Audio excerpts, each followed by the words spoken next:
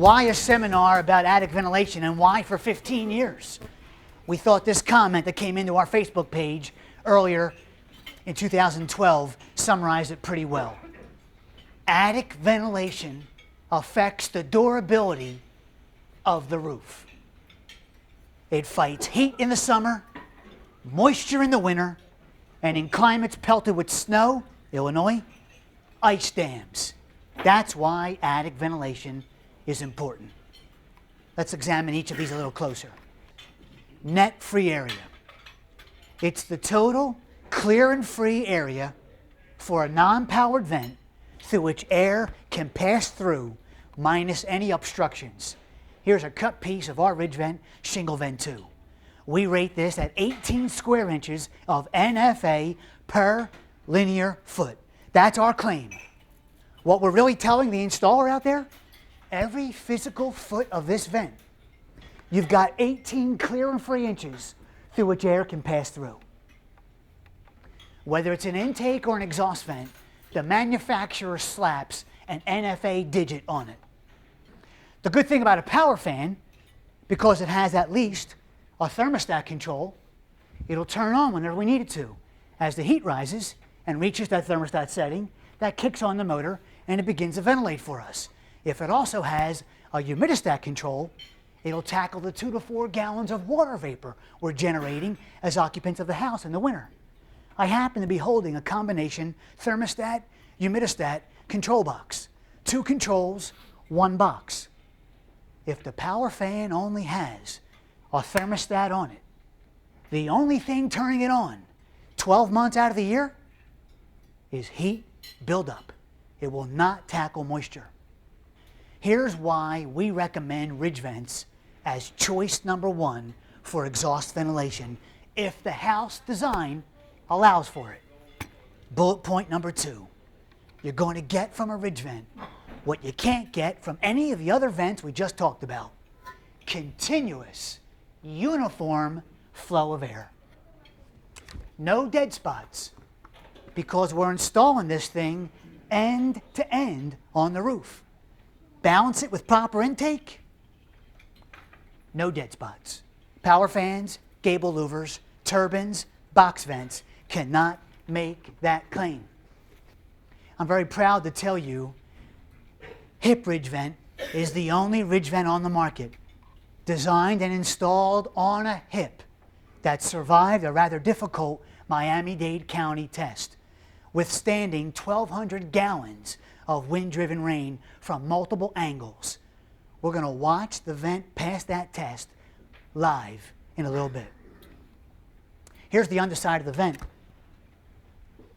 While all of these features are important, in my opinion, the most important are the gaskets. And if you were touching it right now, you'd realize it feels roughly like a windshield wiper, roughly. Those gaskets rest on the roof. As the weather runs down the roof, it hits the gaskets and gets deflected away. And that's why it passed Miami-Dade County. Here's the beauty of the size and the net-free area. 2 4-foot sticks of the edge vent equals 1 4-foot stick of shingle vent 2. 18 net-free area, a pair of 9s. Automatically balance. We tried to make the math for a balanced system easy for the installer. Here's the formula for a power fan. Do you remember how power fans are rated? It's not NFA, but CFM. That was strong. Thank you. Yeah, CFM. Well, the Home Ventilation Institute, HVI, recommends that we get 10 to 12 air exchanges every hour out of our power fan. That's our goal. This formula gets us to that goal. Oh, here we go. We're back in front of that same attic, 2,000 square feet. What size fan do we need? A year ago in San Jose, we had just wrapped up our seminar. 2 weeks later, we got a surprise phone call from this attendee who gave us permission to share his story. He got a call about a roof leak. No way. I'll swing by. He had installed a power fan 2 weeks earlier, a roof mount power fan. He left the gable louver in place. It rained. It ran because it had a humidistat. It pulled in the rain through the gable louver. Coming fresh off of the seminar and recalling short-circuiting possibilities, he blocked off the gable louver. Next time it rained, he checked in. It didn't happen. It's a real possibility, folks. we don't recommend mixing. Cold weather applications. Cold being a relative term, so let's pick a temperature. 40 degrees. We're going to install Shingle Vent 2, the plastic vent. This only applies to the plastic vents. On a 40-degree day, leave an 1/8 of an inch gap between the 4-foot sticks to allow room for thermal expansion come summer. This is plastic. We lay it down in the cold, it's going to expand in the warm. Leave a gap, we're good. Don't leave a gap, and the butt end pieces could lift and buckle. Now, engineering tells me back at the plant in Dallas, this 1/8 of an inch gap is good for a 100-degree swing in temperature. Here's what they found. It doesn't matter what the relative humidity is outside. You're about to see it was pretty high. But no matter how high it was, when it was introduced into the attic, it dropped. Why? Because flowing air, not stagnant, flowing air is less problematic than air that stagnates and stays still. And it's warmer in the attic. Those two features reduce the relative humidity. Pick a month, it doesn't matter what month you pick. Pick a month. No matter how high the outdoor relative humidity was, it dropped when brought into the attic because it was flowing. That's why.